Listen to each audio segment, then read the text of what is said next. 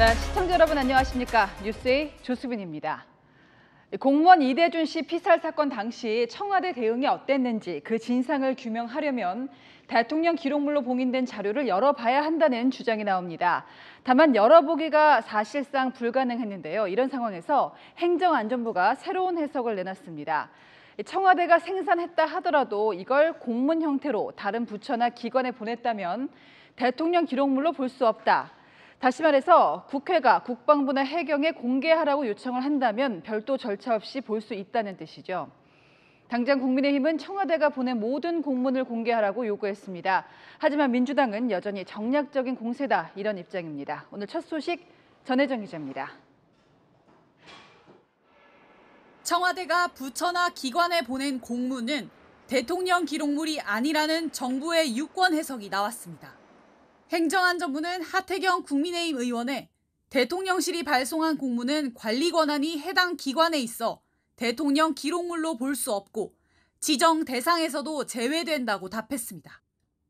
청와대에서 작성한 문서는 대통령 기록물로 지정돼 국회 제적의원 3분의 2 이상 찬성하거나 고등법원의 영장이 필요하지만 청와대가 부처에 보낸 문서는 공개할 수 있다는 겁니다.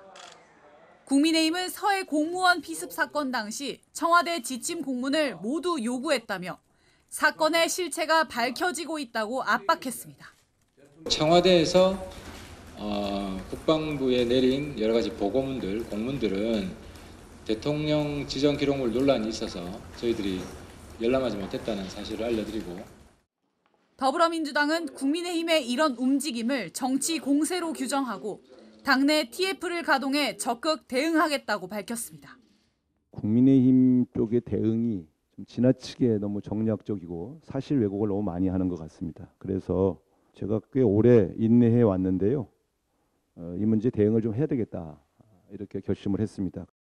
문재인 청와대 출신인 윤건영 의원은 진상 파악은 대통령 기록물과 전혀 상관이 없다면서 당장 국방부와 해경 자료를 공개하면 된다고 반격했습니다.